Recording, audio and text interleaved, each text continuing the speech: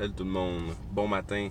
Ce matin, il fait beau, ensoleillé, la vie est belle. Et je vais vous parler de un sujet controversé au Québec, l'argent et les biens matériels. Je pense que partout à travers le monde, c'est un sujet, l'argent qui vient chercher émotionnellement. Le matériel en tant que tel. Je voulais faire une vidéo aujourd'hui pour différencier un peu les biens matériels, les biens immatériels. Qu'est-ce que l'argent peut pas acheter, puis qu'est-ce que l'argent peut nous procurer. Dans cette vidéo-là, dans le fond, je veux juste dire que c'est important de ne pas focusser uniquement sur l'argent. Mais en même temps, c'est important. Fait que c'est une dualité. Faut pas trop focusser puis juste uniquement focusser sur l'argent, mais on veut pas non plus écarter ça puis dire que c'est une mauvaise chose. L'argent, c'est très très bien. L'argent, c'est excellent. L'argent, ça nous amène la liberté, ça nous permet de vivre des expériences, de prendre soin de nos proches. Ça amène énormément de liberté, puis on veut en avoir toujours plus.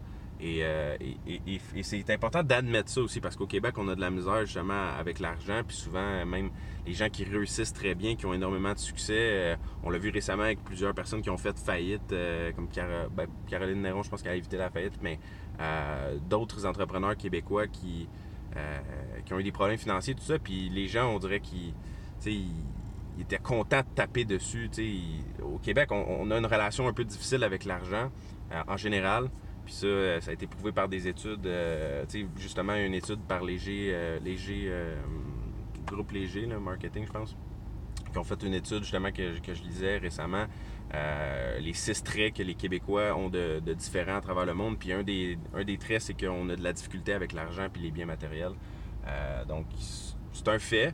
Mais justement, il faut régler ça parce que l'argent, c'est très, très bien. L'argent, c'est tellement important. Puis le système économique qui a été mis en place grâce à l'argent fait que tu peux échanger dans ta vie. Tu peux boire ton café le matin sans devoir aller récolter puis torréfier toi-même tes propres grains de café.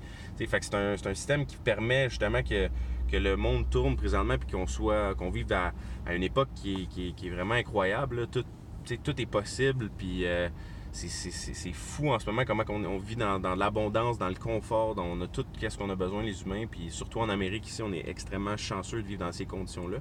Donc l'argent, très très très important.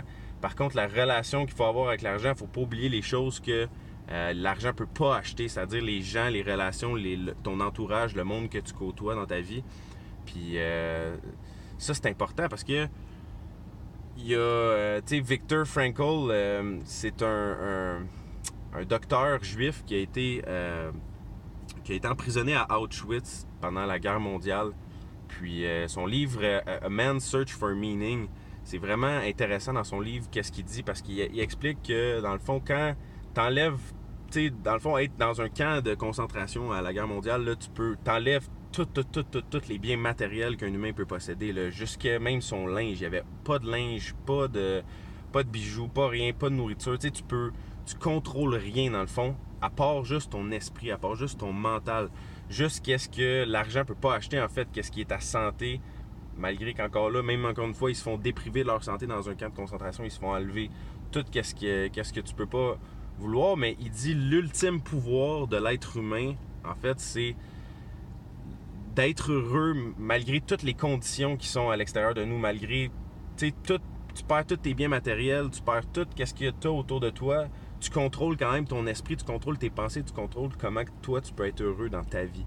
Puis ça, c'est important de le réaliser parce que quand tu veux te libérer des chaînes un peu mentales par rapport à la relation que tu as avec l'argent, d'en vouloir, d'aimer l'argent, puis d'aimer ce que ça peut t'apporter, mais de pas vivre uniquement pour l'argent, puis de pas travailler juste pour l'argent, parce qu'il y a des gens qui ont des travails qu'ils aiment pas nécessairement, ils le font pas parce qu'ils aiment ça, mais ils le font parce que c'est payant, parce qu'il faut qu'ils ramènent beaucoup d'argent à la maison, pourquoi? Parce qu'ils ont des objectifs d'avoir une grosse maison, une belle voiture, de faire des gros voyages, tout ça.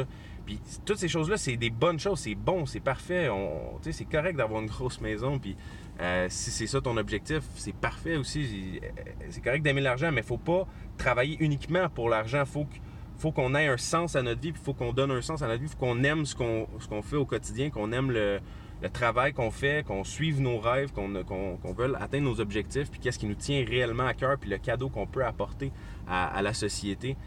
Puis le cadeau qu'on peut apporter à la société, faut pas que ça soit juste parce qu'on veut faire de l'argent. Faut que ça soit parce que c'est ça qu'on ressent à l'intérieur, qu'on est là pour faire, qu'on peut donner aux autres les choses qu'on peut faire dans notre vie, puis qu'on veut faire. On se sent attiré vers ça, on sent un calling. En anglais, je sais pas le mot en français, une vocation, si on veut, de faire ça dans notre vie. Puis tu ressens ça, mais il faut pas que tu sois freiné par la relation que tu as avec l'argent, par tes biens matériels, ton besoin de biens matériels. Puis justement, ben, quand tu vois un gars comme Viktor Frankl qui est dans un camp de concentration à la Deuxième Guerre mondiale, il a écrit un livre en sortant de là-bas. Puis il disait que lui, justement, il est resté heureux pendant tout le long. Pourquoi? Parce que il contrôlait son esprit, puis il s'isolait, dans le fond, dans ce qui lui restait, qui était son mental.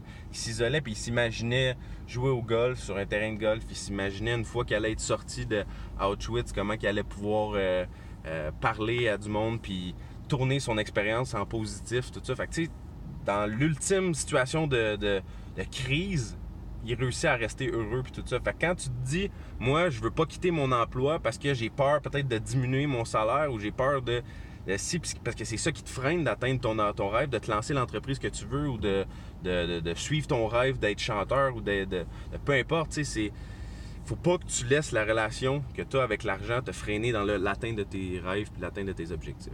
Fait que bref, j'espère que vous avez aimé la vidéo. Si vous avez des questions, des commentaires, écrivez-moi en bas, ça me fait toujours plaisir. Et sinon, on se voit à la prochaine. Salut tout le monde.